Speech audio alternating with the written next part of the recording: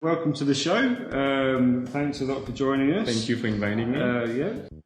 So basically, I arrived in Shanghai around 8 years ago in 2012, and I've been working in Shanghai since then. Worked for a private Shanghai company selling wine equipment at first, and 2.5 years ago, I started my own business with my business partner, Maxime Oliva. We do cybersecurity. Yeah. And it's been going well, so it's quite also a hot topic at the moment. Yes. So do you deal with like antivirus software? No, it's more like it's more like computer forensics investigations. Okay. Right. Cybersecurity audits.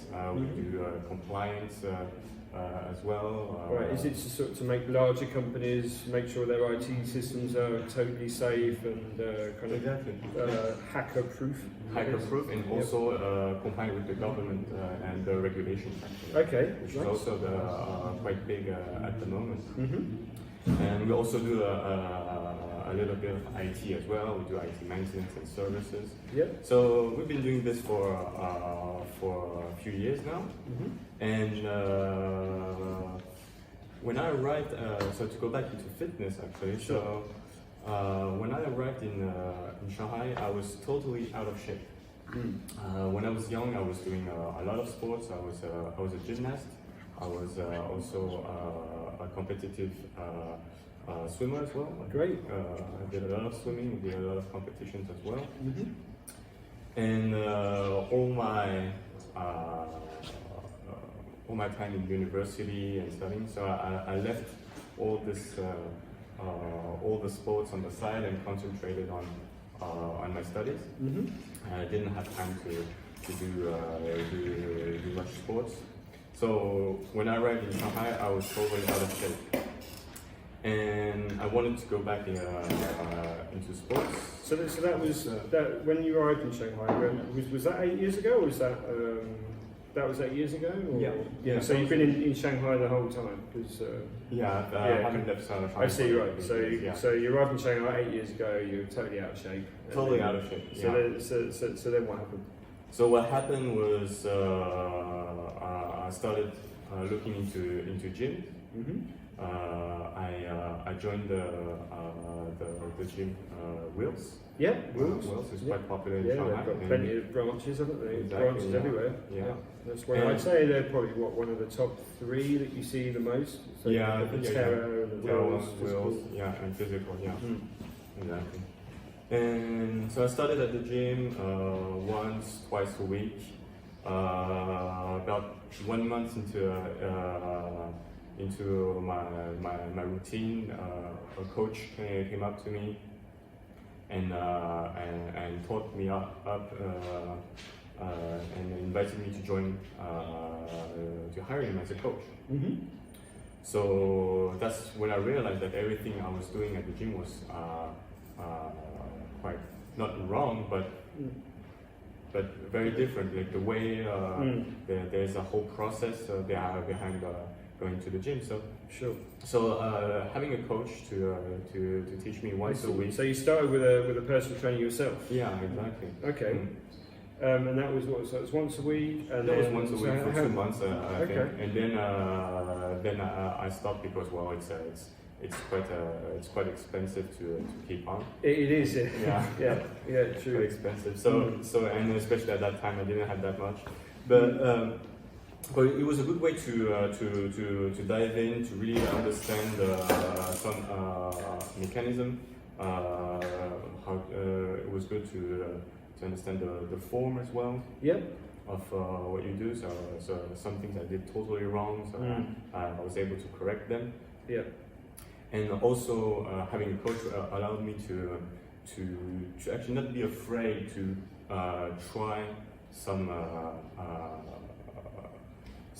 modules or equipment that was quite scary actually. When you first arrive in a gym, there's a lot of equipment that you don't really know and understand how they work. Yeah. And you see massive people using them, putting on a lot of weight, and it's just very very impressive, and you don't you just tend to go to the easy, more safer equipment. So because if you sort of approach something that you're not quite sure about and you start using it, you don't want to be the guy where like everyone kind of, well, one person comes along and says, no, you're doing it wrong. You know, you need to do it. And also you say You can sometimes be a bit embarrassed. You feel a little bit embarrassed, and especially when there's already people on the equipment, and they are like 3 times larger than you, and you don't have the courage to go to them and say, how many sets do you have left? Can I try? Or even just a simple question is how do you do this? Well, can you help me? I don't know how to perform this. What is the proper form to do that? So it's just some basic questions, and I think you shouldn't be afraid to actually ask these questions at the gym, because I agree. we are all in the same situation. Yeah. People have started somewhere, and it's and actually if you just ask somebody, I think nobody will turn you down. Yeah, exactly. I think people are I think people are just a bit far too self-conscious and too worried about what other people think. Most people, unless they're complete douches, occasionally you might see one, but most of the time, people are very, very nice. They're very friendly. They'll if you actually ask them a question, they'll be very nice and they'll help you out. But most of the time, they're so focused on what they're doing that they're not even looking at you. They don't even know you're there, and they're not bothered about what you're doing at all. They're focusing on their own, and so my advice would just be to get on with it. And also, there's so many other resources out there, you know, in terms of YouTube videos and things if they're not quite sure about what to do. But that's kind of undermining your job as a personal trainer, really. So I'm not saying don't use a personal trainer and just use YouTube videos. The personal trainer himself is so actually the main purpose of a personal trainer is of course it's his job, so he is to make a living, but it's also to teach you how to perform well. Yeah. So it's the form, the safety comes first. Absolutely. Because once you learn how to perform well, you are able to do it by yourself. You don't always need somebody behind you to check on you, but you also build this confidence as well. And this comes also in building some muscle groups that will allow you to perform well as well. And you, as a person, individual, you don't really see that when you're working out alone. You don't know, okay, I'm lacking this muscle, and I probably need to improve this part of my body in order to perform this kind of exercise, or to build up muscle in this part of my body. So the personal trainer is here to give you feedback, to give you good advice, to help you overcome as well this fear as a main purpose. And when you have a really defined goal, so for some people it would be, okay, I want to have a great body, I want to be ready for summer, I want to be lean, I want to be able to run this much, have a six-pack, okay, that's really hard to say. Yeah. And so he will integrate, the personal coach will integrate safety first, and then push you towards your goals. So you will perform, you will do the right amount of exercise at the right amount of time, with the right amount of rest, in order to achieve these goals. Okay, so yeah, just going back to your own personal trainer qualification. So maybe if there's anyone that would be interested in getting a qualification of their own, what are the steps and how did you get yours, and what's the work behind it? So, like I said, so just to go back a little bit, I've been working out, going to the gym for almost, I think 6 or 7 years already, and I had the personal coach for only 2 months, and then for For 3 years, 4 years, I've been working out either alone or with some friends, and quite intensively actually. I was going to the gym 3 to 4 times a week, sometimes even 5. And after 3 years, I didn't see much progress. Of course, I was more athletic. I was more healthy. I was leaner, but I didn't achieve as much as I wanted. So I was really curious behind the science behind behind fitness. How does these people achieve such physique, for example?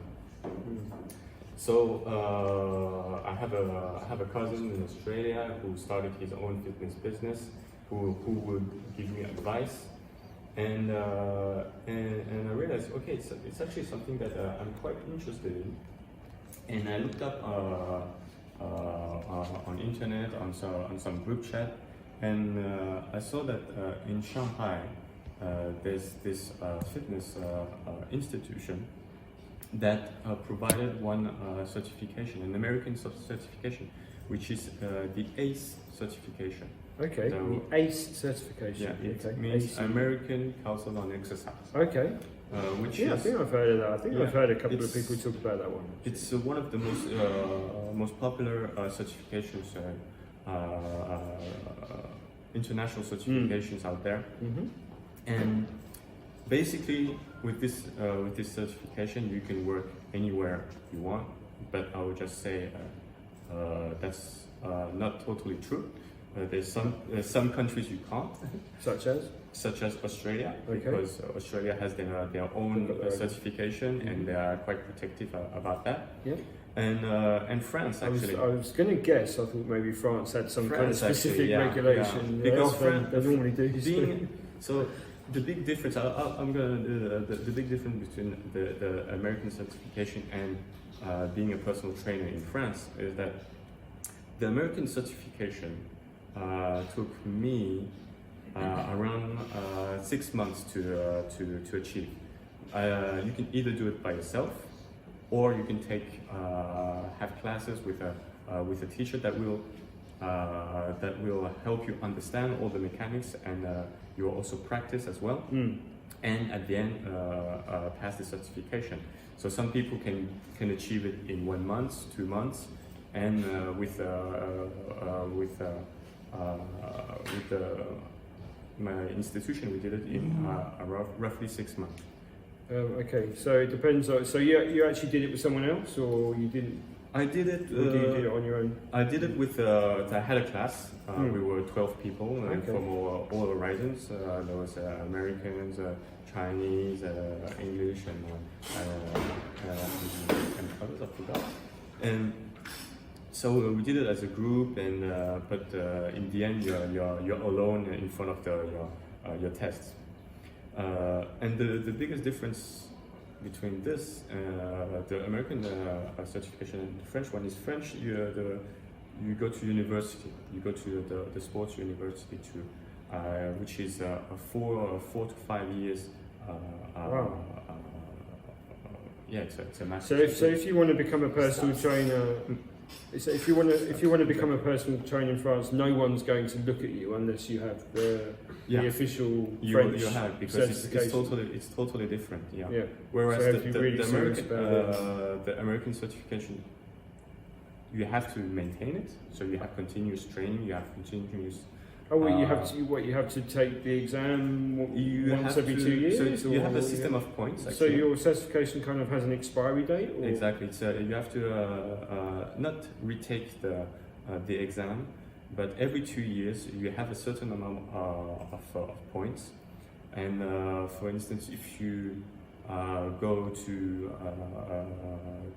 a trainer's training for I don't know how to use TRX, how to incorporate yoga or body pump to your teaching. These will give you a certain amount of points that will allow you at the end of these 2 years to renew your certification. The French university, once you have your diploma, it's done. You are That's basically it, say you've got it forever. you got it forever. Yeah. I see. But what I like with the American certification is that I'm continuously looking up information. I'm continuously learning. Because I guess in France, if you've taken your 4 to 5 year course and you've got the qualification, you could say 30 years later, you know, after you haven't worked out for years and years and you just look totally out of shape, you can still say, hey, look, I'm a personal trainer. Yeah, and but of use course, it. But of I course guess it's not all sports teachers. They always may try to get to be updated on what is new. There's always new. Every year you have new researchers that comes out, and it's quite interesting to see because there's some mechanics that we thought that was not possible. There was an A, and then it becomes okay. You have it becomes possible. Like the most famous one was for body fat, concerning body fat.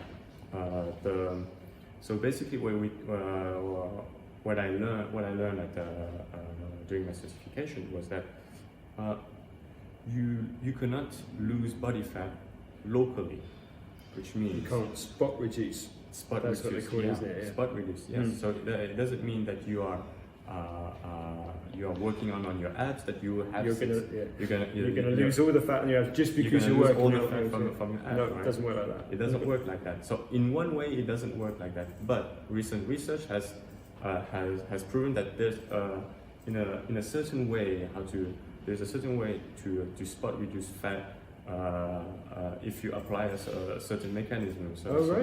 So it's always changing. You have more research. It's always interesting to see what is going on in the world of fitness. Great. Yeah. So and in terms of your clients and the personal training sessions that you organise here in Shanghai, how are they done? Do you go and find a gym, or do you do them outside, or what's the process? So for me, I usually do. Because you're not affiliated with any gyms, are you? You're like that's an correct. independent Yeah, trainer. I'm not affiliated with the gym, and most of the gyms do not allow personal trainers from outside. They use their own come. ones, I guess. Exactly. Yeah, they want to sell their own personal trainers, which is normal. Yeah. So I do personal training usually on my free time. Most of the time I'm working in my office, and whenever I have a friend who usually it's a friend that recommends me, I don't advertise it too much. I think not at all. I don't advertise it because I don't have that much time to train people. But usually the clients will come to me with a specific problem, so they are stuck on one aspect of their fitness, and I will help them overcome this problem. Whereas it is because of a lack of strength in one area, or is it something that they are doing wrong with their form. So it usually takes 4 to 5 sessions, maybe sometimes more, and it's just to correct these aspects and to let them fly on their own with this knowledge. I have some friends and clients that contact me, so I do a lot of I like to call it consulting because I'm not with them, but I will spend a lot of time either on the phone, chatting, and actually digging into their problem and overcoming them together, finding the best solutions. So most of the time I work like this, and it works pretty fine for me because I can do it during the weekend or at night when I'm back home. Yeah. And you were saying to me also that you sometimes train people like outside or in one of the stadiums here? Yeah. So since I cannot take my clients to the gym, but they used to have some gyms that allows personal trainers. But for me the easiest was to rendezvous at the Jiaotong Daxue University. They have a really nice athletic field, track field, and they also have some some bars where you can do pull-ups, you can do dips. They have like the parallel bars, which is really cool as well. And what I do is I bring some equipment, basic equipment. Can be TRX, can be some resistant bands as well. And we will work on basically on form first, and strengthen some aspect of that needs to be strengthened, and then the client will apply them at the gym or in their everyday workout. Okay, great. You mentioned TRX. Perhaps you could explain a little bit to people who are TRX. Not familiar with that. So I should have brought them actually. It's much easier to show them than to describe them. TRX is basically two cables that are hanging from either from the ceiling, or it can be if you buy one on Taobao, for example, you can hang it on your door. You hang it like on a pull-up bar as well? What I do is I hang it on a pull-up bar, so that I can use either the pull-up bar or the TRX. So you have two cables, right,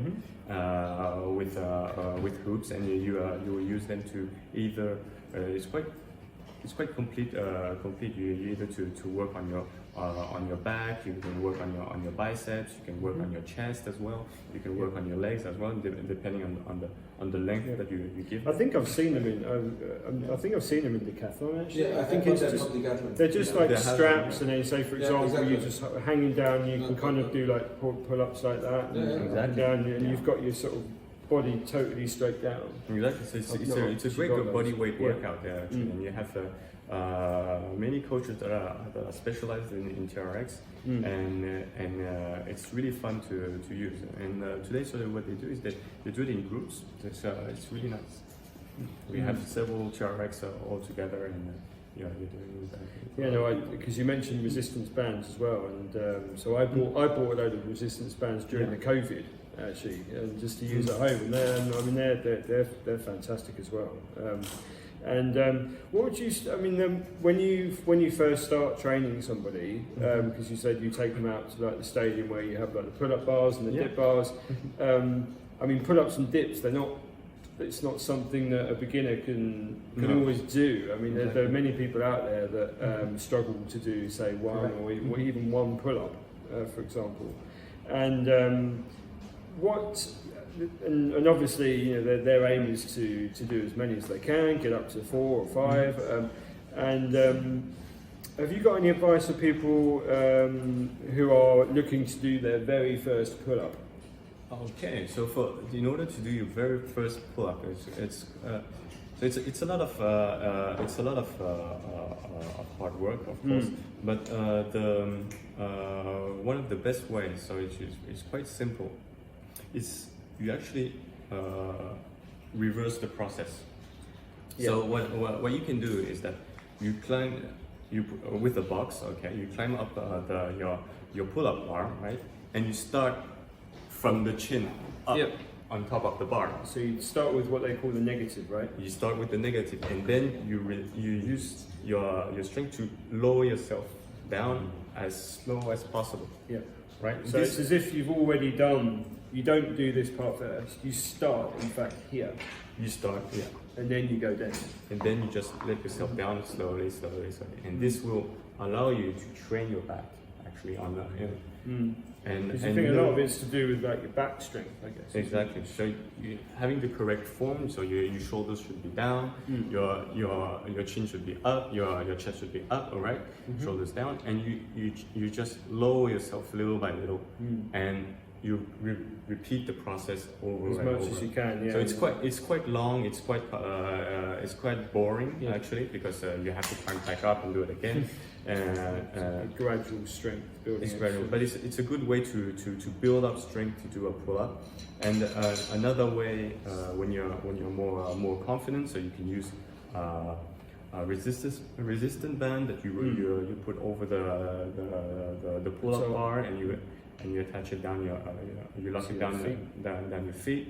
That will give you a little bit of leverage as well. Yeah. What do you think about those assisted pull-up machines that you get in the gym? Yeah, it's actually really good to start with. Yeah, if you can go to the gym and use these machines, it's quite nice. And also they have some people say, well, the next thing I was going to suggest is either good, or some people say it's good, some people say it's not so good, but like the lateral pull down machine. Yes. Can that help pull-ups as well? Of course, actually any workout that involves back and your lats will help you achieve a pull-up in the end.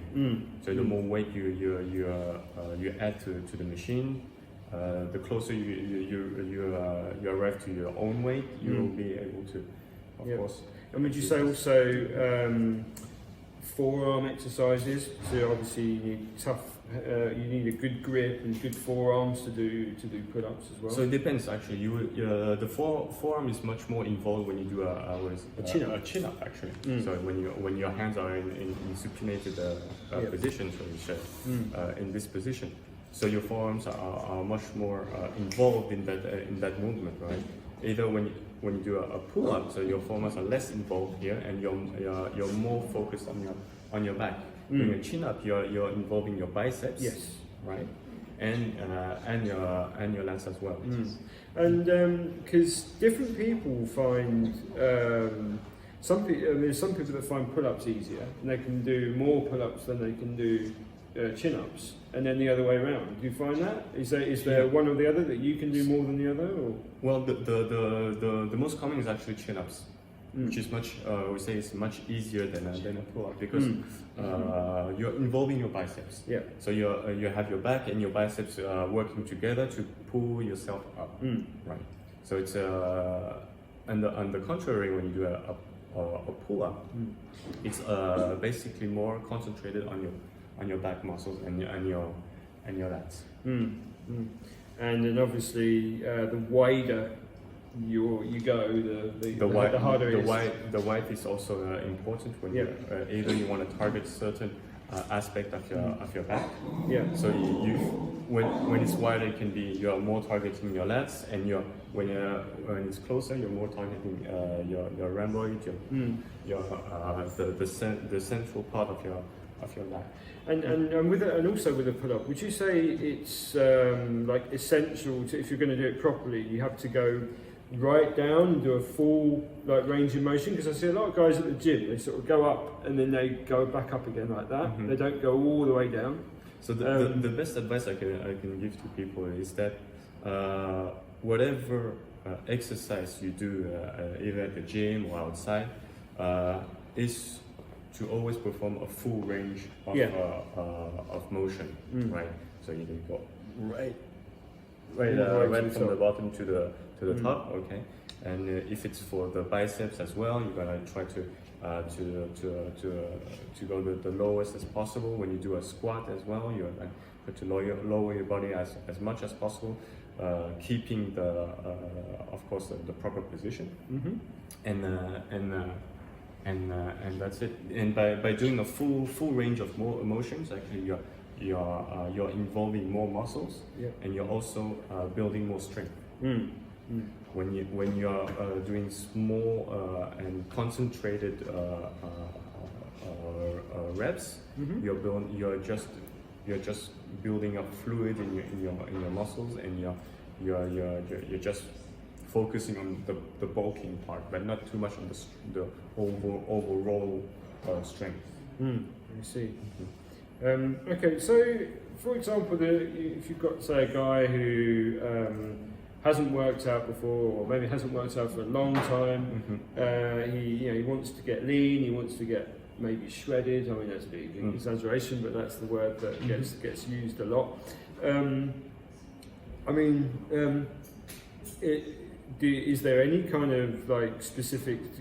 Some people get pretty lost when they don't really know what to start with, and if they're not being guided by anybody, they might just they might just start doing loads of sit-ups just in the hope that something's going to happen. Mm-hmm. But I mean, is there sort of some real fundamental basic tip that applies to everybody when they first start? Or does it really depend on the individual? It will. Well, we all start from the beginning, right? That's the most important part. Is that you will is to define your goal, and when with this goal you need to define steps. Mm-hmm. Steps that were to achieve this final goal, and it is no easy way for a beginner to reach the goal from the beginning. But it's you will find achievement in reaching your steps, and these steps will be increase cardiovascular your cardiovascular capacities, will be to increase your overall strength, even by a little. These are steps that are quite interesting for people to achieve. And by doing that, in order to do that, you have to train properly with a proper form. So form is basically the basis of a good workout. And in order to achieve a good form, you have to work on your mobility. So how to really perform a good movement. So know how to do a proper squat, know how to do a proper chin up, lower your shoulders, and by being familiar with these mechanics, it will allow you to dive into the workout, at first into body weight training, for instance, into running more and more, because running also needs a proper form as well. So I'm not an expert in running, but I know that you need to achieve a proper form and a proper way to breathe. These are small steps to achieve first, to learn either by yourself or with a coach to help you with it, and gradually increase the intensity, increase the weight, and little by little you will achieve the first, the second, the third step. And another something very interesting to add to this is many people like to train alone, but which is even me. I like to train alone sometimes, but I find it much more rewarding and much more interesting for me when I have a friend, somebody beside me that actually is doing the same routine workout as me. Or is at the same sort of stage as you are. Same stage, and is giving me feedback. Actually, feedback is very, very important for your training. So the feedback can be you're doing great.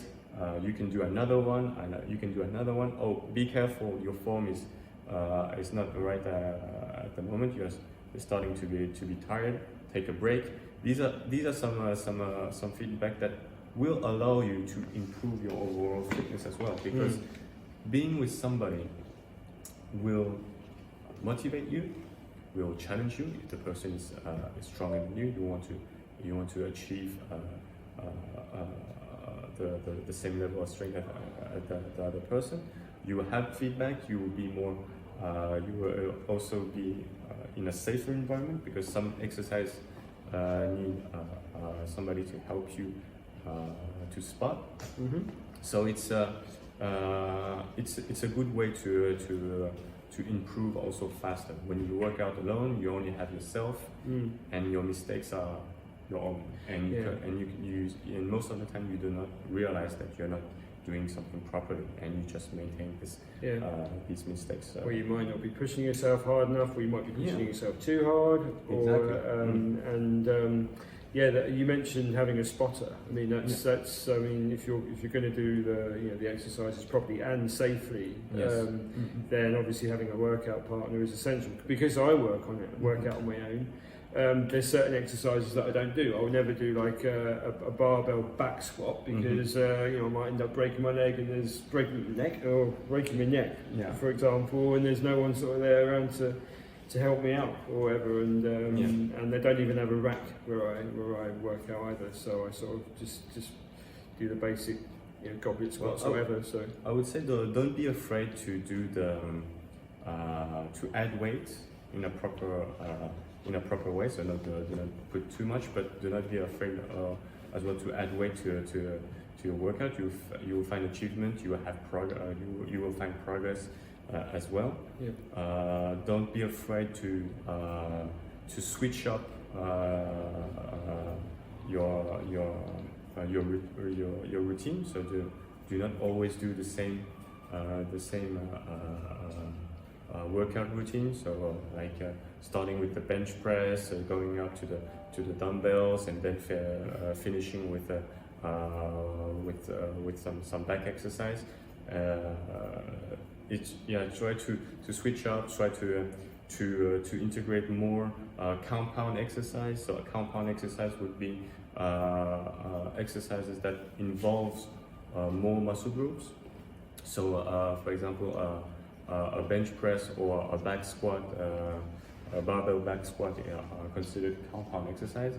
Or you have more when you use a machines, assisted machines. These are not considered as a compound exercise. You're mostly focused on one muscle group.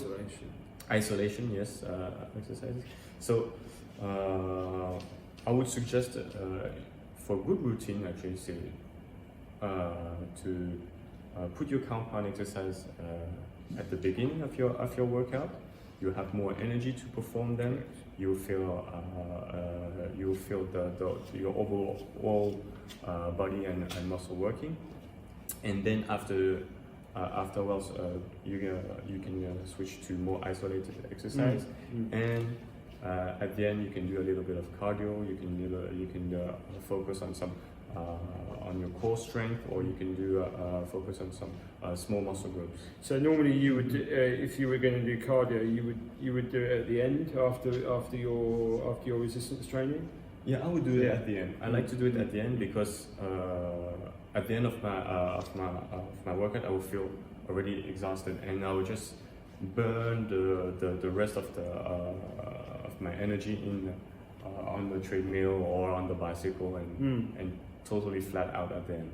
I see. So how we doing for time? We've done 50 minutes already. That's right. Okay. We'll talk briefly as well about nutrition and supplementation, that kind of thing, in just a moment. But I was just going to ask a couple of sort of more funny questions. Sure. What how to say? Are there any exercises that you don't like, or that you think are dangerous, or that you don't recommend that people do, and you see people doing them and you think, don't do that, it's not right for your arms or your rotator cuff or for something? Because there's one or two that a lot of specialists on YouTube always say, don't do this one, but I continue to go to the gym and I still see people doing certain things that have been kind of debunked. Yeah. So basically I would say most of the exercises that are not in your normal range of motion. All right. So I will take an example. When you do a lat pull down machine, right? Yeah. I see a lot of it. So the one behind the back. So behind the neck. Yeah. So the normal lat pull down. So you have your bar, right? You have your bar in front of you, and you're pulling it down just like doing a chin up or pull up, right? You're pulling it down towards you with your chest high and your shoulder down, right? Yeah. And you see a lot of people doing the pull down, and they're pulling the bar behind the neck, right? So this is a range of motion that is not quite natural for you, because your shoulders are not are overextended in the back, and but most of the people like to do it because they feel that the muscles are squeezing together from the back, right? But generally speaking, it's not a really good movement. So, because the fact that you're sort of leaning forward and you're sort of pushing the neck muscles forward, when at the same time your shoulders are going back, and I mean, for me, it feels really unnatural as well. And whenever I kind of do sort of sudden head movements towards the front, if I'm not warmed up properly, I'll pull something in my levator scapula, which has happened a couple of times, and be out for about a week. And I'd have to do yoga for a week to sort of recover it and do some stretching, and then so yeah. I mean, it's that's definitely not one that I would do. Another one I see is like the inverted row, like this. And that doesn't seem particularly natural movement to me. When they've got a barbell, and they kind of, and they're like this. I don't know, and it just doesn't seem very natural to me. Yeah, there's a proper form to do the inverted row, and which is from the moment where your shoulders are not in place, so shoulders down, chest up, and this is the basic position for I want to say 99% of all your gym workouts. And so trying to keep this position is for some people is not it's quite hard because they didn't strengthen, they didn't really have the proper teaching for this method. And so doing the inverted row, for example, it's more efficient and it's safer to do it when you're in this proper form, right? You're doing in a supinated position or in a pronated position. You have your shoulders down and you just pull it towards you instead of just lifting up your shoulders like this. And you can already see here it's not quite natural, right? But everything depends on how you position yourself. From the it's better to have the elbow sort of closer to the sides as well. Elbow closer to your body is always better. A little bit wider can do it, but when it's too wide, it involves too much your shoulders here, and you can have an impingement quite easily. Yeah.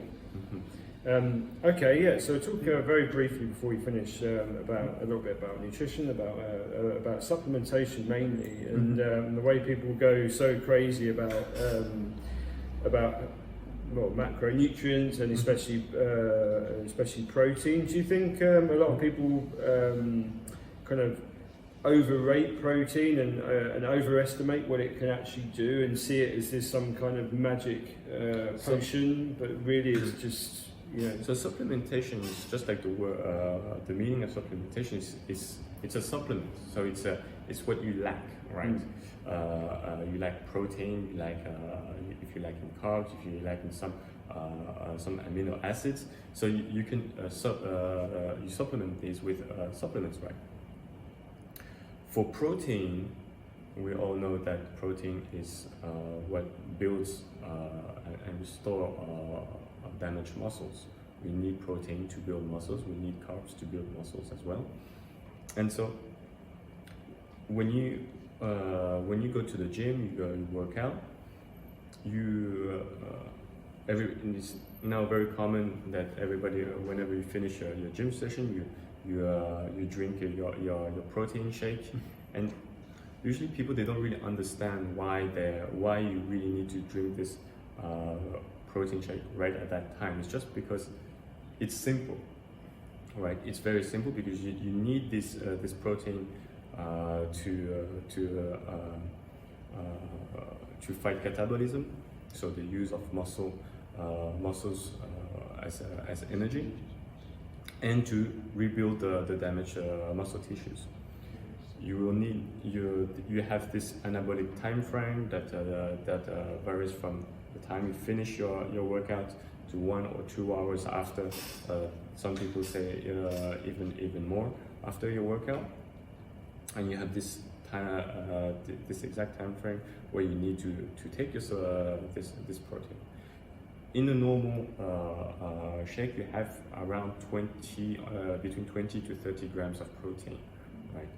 And the thing with whey protein, so I'm talking whey protein here, is that they are made so that it's fastly absorbed by your metabolism. If you are eating, in order to achieve 20 to 30 grams of protein, that represent roughly 1 chicken breast or around 6 eggs. Right after your workout, you're not feeling hungry. You're not feeling hungry. It's really hard to ingest this amount of protein. So supplementation has a great benefit in this at this time, especially for protein intake. Whereas if you like to perform well during your workout, so some people will drink a pre-workout drink, or some people will drink BCAAs. So these are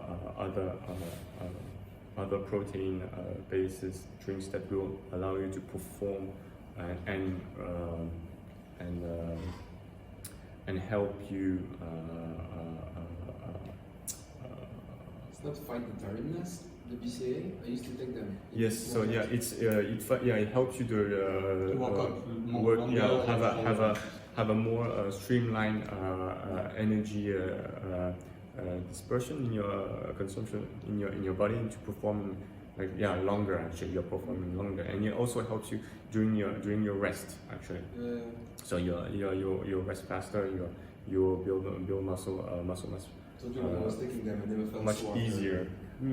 Like that. Would you say that if you don't take protein, your muscle not going to grow? No. So, if you that was going to be a similar question. Similar question I was going to ask regarding the recommended protein intake per day in terms of muscle growth. Obviously, if you don't take any protein, so if you work out every day and you don't take protein just from the food and you eat normally, you're not going to build muscle. That's what. No, you can actually. It's you not. Can? Yeah, of course you can. It's not as much as you would like, okay. but you will always build muscle. Yeah. Because you destroy muscle.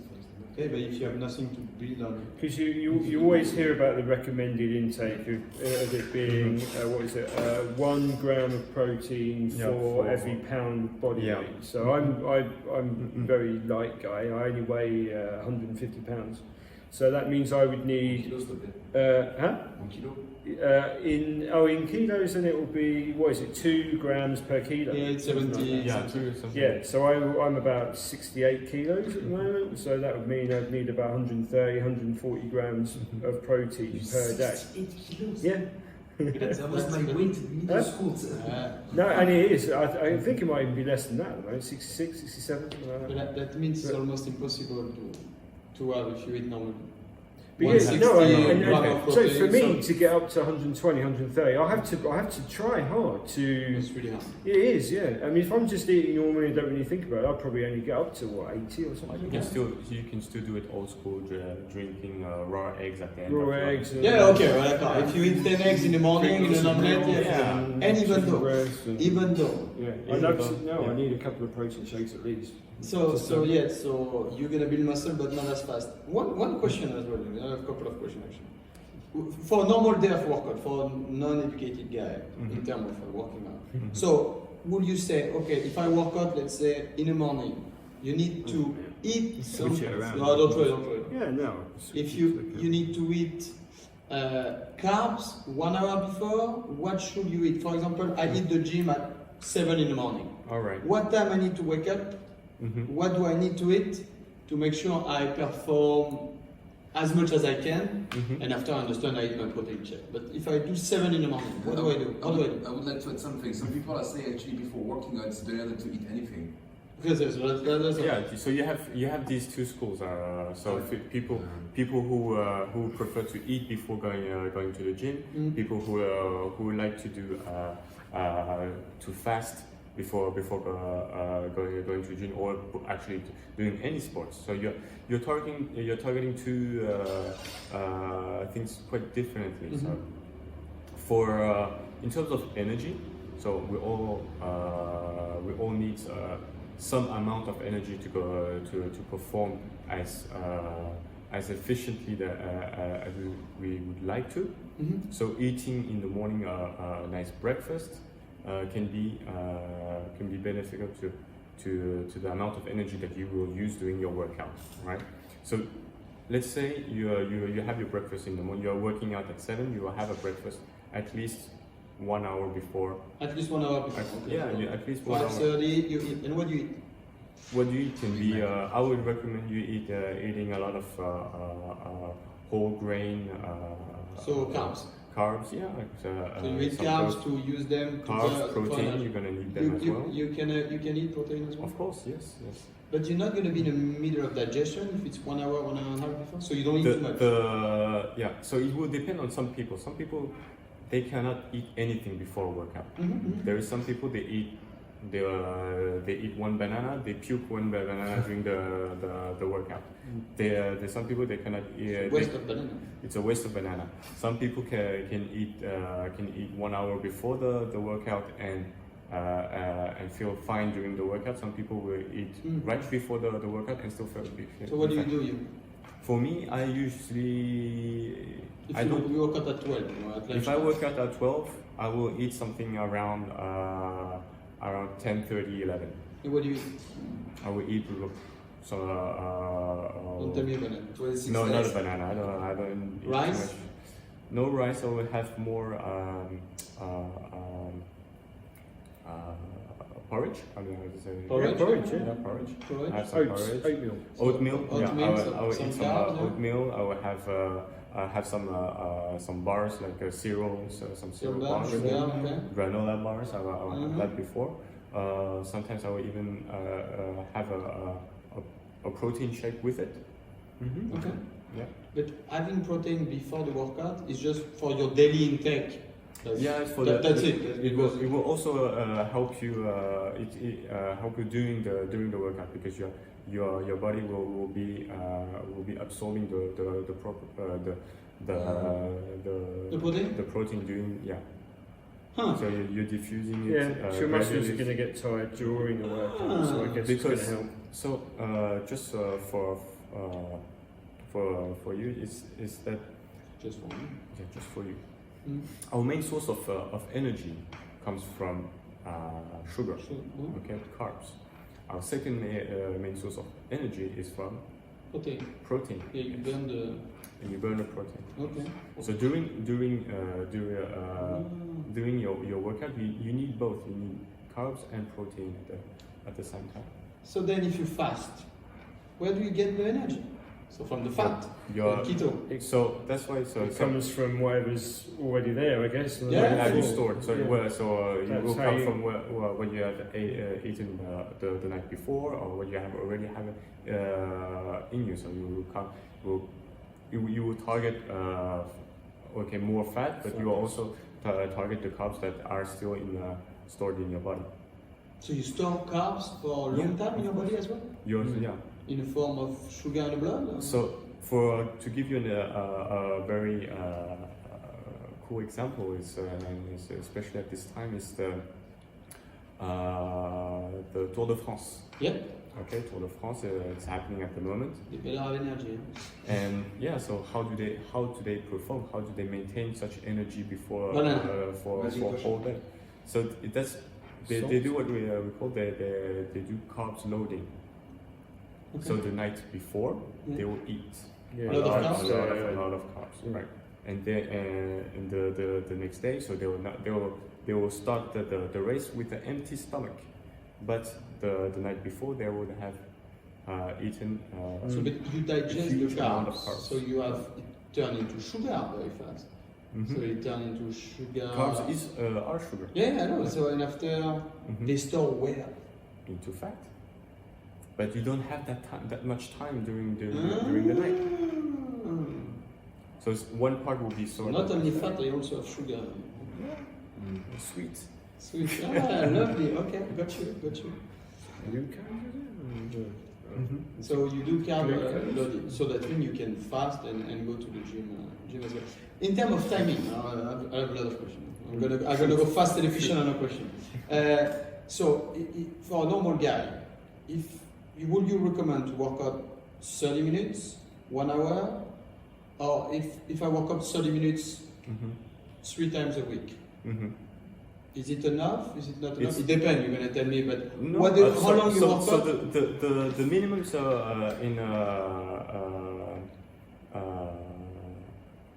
in science, so the science of fitness, the minimum amount of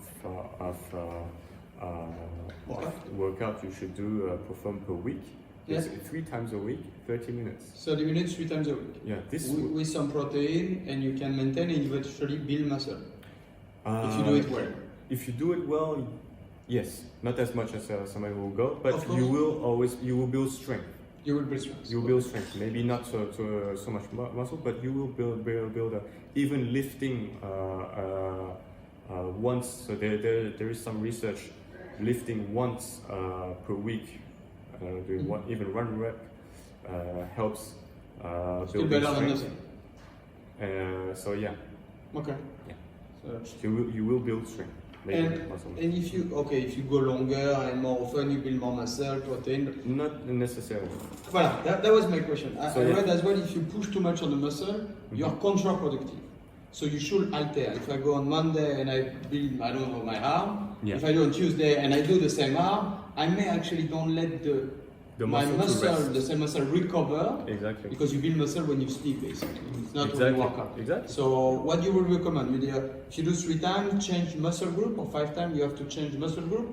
So if you're doing 3 times, for instance, you can 3 times you can you said 30 minutes. Yeah, it's just an example, but okay, let's say you for an hour, right? Yeah. So if you're doing 3 times a week, and you're the best way to approach these 3 times is, of course, to switch muscle groups every time, so that you have 1 week to recover this. Okay. 1 week to recover. Okay. Exactly. So, and the muscle group is. So either you can do split training. So there is for instance you do back and biceps. You can be chest and triceps. You can be. I do chest and biceps at the same time. So chest, biceps, that's a must, but you choose the group basically. You choose. You either like 2 muscles. Either or you can. Some people like to do chest and back at the same day. The next day they will do legs and shoulders, and the next day they will do abs and biceps. It's actually there's no really. There's no proper way. There's a good way. There's some technique that will allow you to benefit more, but the overall is to keep the best the cycle and the recovery. The cycle and the recovery. So how does Schwarzenegger do? I mean, how does the big guy do when they work out 2 times a day, 2 hours every time for 6 days? I mean, because the more you work out, the faster your muscle grow. Or so what did he do? He didn't do 3 times a week, and he didn't let 1 week to recover. Of course, people into bodybuilding, they will do long training sessions or 2 times per day, and they will do 5 to 6 days. So the muscle are able to recover faster in those guys. So muscle recovery needs 3 days. A muscle recovery needs 3 days. Yeah. So after usually we say you can train again the same muscle group after 3 days of rest. Okay. So taking that into consideration, and by switching muscle groups every time, you can achieve working out all your muscle groups, and even twice during 1 week. I actually tried it once. It's very tough to do it because you're consuming a lot of energy, and when you're doing it like that, you need to you have to manage your intake. You have to eat much more. You have to rest much more as well. So your rest is the most important aspect of bodybuilding, of fitness. So yeah, if you don't rest well, you're not building muscle correctly. You're not, and you're not going to perform well as well. So it's a vicious cycle. You just need one thing to go wrong, and it's a lifestyle, and there is Yes. not only working out. Okay, I got you. But if I work 1 hour on a single muscle, can I be counterproductive too? So for example, I'm like, okay, I want to work on my arm, and I'm gonna break as many muscles as I can. Mhm. Is there a point where it's actually too much? Or you can, go for 2 hours on the arm, let it 3 No, days, eat it's- protein, and you go to go. No, you cannot. You cannot go 2 hours on arm. Okay. Like you can do just for an example. I don't do split training. I just work on one muscle group each time. Split training. So split training is I do Different muscle group? different muscle groups. Okay, got you. So, for instance, the Monday I will focus on my legs. I will just do legs on Monday. I'll just push and pull with Can my you do legs. what? You do 1 hour in the UFC? I do 45 minutes to 1 45 hour. minutes, 1 hour, one muscle at a time. One muscle group at a time. Because Okay. for me, it's the best way to concentrate, focus all my energy on that muscle group.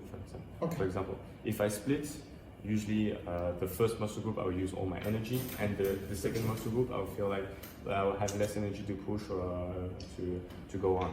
So I chose this approach, which is more adapted to me. People will say, no, I prefer to do this way. So actually that's good. If you feel comfortable and you have enough energy to do it, you do it. Gotcha. So yeah, so I'll do legs. I'll do the chest on the next day. So I'll push my chest doing 45 minutes, and at the end I'll just do my stretches and my cool down and head back home. How much protein you eat today? How much protein do I eat a day? Yeah. Not that much. Not that much. I would say if I would say around Okay, coach. 100 between 130 and 160 grams of protein per day. So 130 to 160. That means out of that, you have 2 or 3 scoops of protein every day? I take at least 2 scoops of 2 scoops, so minimum. 25 whey Yeah. protein, so 50. And the rest come from the food that you eat. Yeah. And do you choose, or you eat normally? You choose the food that you eat, I guess. Yes. Because 100 grams of protein, Yeah. if you eat pizza, good luck with that. Usually Okay. when I order something, I will add an extra. Chicken. I will add an extra chicken breast, Okay. extra meat. So 2 to I 3 will- scoops yeah, a day, I'll add and you have to more be protein to my So yeah, the protein. to my meals. Yeah. I'm sorry, you cut me when it's too much. Amino acid, what the hell is that? Sorry. Amino acid. Amino acids, Yeah. BCAA. these are BCAAs, What is that for? These are. That's what you take before the workout? I never take them. I know you can get for them in eggs and BCAAs, chicken and I don't you will eat them before or during your workout. I was So taking it one before, So one in the middle, one the before- end. before okay. or during your workout. So these are. They bring the energy to the muscle. That's They what bring they say? energy to your muscles. They will allow faster recovery as well. Okay. So It comes from plant actually. It comes from Plants. plants. Okay. So the amino acids are the acids that are not produced naturally by your body, but you still need them. So it comes from food. It comes from food outside. so- Yeah, external. And you can Yeah, I mean, the apparently food. there's already lots of BCAAs in like chicken, in beef, in Exactly. eggs. It's I mean, already it's in crazy. there. Me, But when I was people, taking it, after you don't feel sore. Yeah. It's ridiculous. Okay. people eat more of them just as a supplement, basically. The warming up. Do you warm up or no? Because I heard you run or you at the end because you burn the last energy. I got you. But So when you run at the gym, the normal workout routine that everybody should have is first off is your warm up. how long? How long? It can last from 5 to 10 minutes. 5-10 minutes. Warm. 5 to 10 And minutes. warm That's up all is you what? need. Running. It can be anything. You can do jumping jacks. You can do. So squat cardio, jump. but Yeah, intensive warm up. the aim is to warm yourself up, to increase To your increase your your heart heart rate, rate, yeah, treadmill. your heart rate, and the best way to do it is to do to add a little bit of flexibility in your workout, right? In your warm up. So, so it's not only running. You stretch, you jump, you squat, do some yeah. These are really good warm ups. So 5-10 minutes. 5-10 minutes, and then you jump into your gym session. So and then if you do 45 minutes, you do 5-10 minutes warm up. Okay. So 25 to 30 minutes on one muscle group, and 10 minutes running to burn. And 10 minutes running, so and you're cooling down as well. So when you finish your running, you're gonna walk 2 to 5 minutes, depending on how much time you have or you want, and you cool down, and you can finish with some light stretch, which is also very good. Stretching is very good to build muscles as well. So. Why? Because you're stretching them, so the, when you build the muscle, they take more space. You're stretching them, you're allowing them space to grow, basically. And one thing that I didn't understand, you need carbs to build muscle. Why? I thought it was only protein. So you need the carbs. The carbs will bring the protein. The transportation way is. Will bring the protein molecule to the muscle.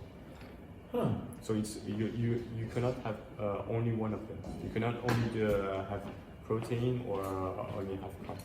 You need both of them to build muscle. So the guy will do a carbs diet, you know, the guy who don't eat carbs because they're on, I don't know what you call this diet. Keto. On keto. How do they build muscle? If nothing bring the... It's still possible by... other way, the subway system. No, but they're burning fat, no? They're drying up, they're burning fat. No, I mean to build muscle. If there is build, no carbs as a way, I mean, you need to have a backup plan. You have this, for me, I don't. I tried keto diet for 1.5 months. Yeah. To be more lean. So And that works well? I was depressed after 1 month because no carbs. I like my carbs. Everybody loves their carbs. So I read a lot about it, and of course you have this polemic. Controversy where people. So it's hard to build muscles from a keto diet, but there is some ways. Some bodybuilders that still do it. Of course, they're not as large as other bodybuilders, but it's still possible to build muscle. Gotcha. And there is a lot of protein in vegetable or other source than meat. So you don't have to be. You can be vegan and very strong.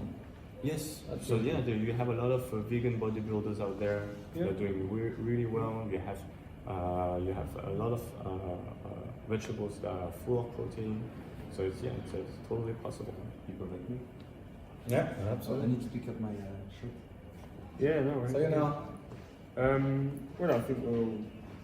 That's all my question. We'll wrap it up there. there. Right. We know what to do. Normally we do an hour, but we've gone way over. But it's been great. Yeah, fantastic. Very interesting. Learned a lot as usual. I'm sure we got a lot of tips and a lot of advice there, and especially the nutrition part. And so there we go. Didn't really get many questions in this week. It doesn't look like it, but never mind. But is it still recording on that one? Or? Yeah, I'm all good. Actually, that would be better quality. But yeah, we'll finish off there. So thanks a lot, Alain, for joining us tonight. It's been a good one as always. And we'll see you all next week. We're not quite sure who we've got on next week, but I'm sure we'll have a great guest on as always, as we do. So thanks a lot for tuning in, everybody, and see you next week. Bye, guys. Bye bye.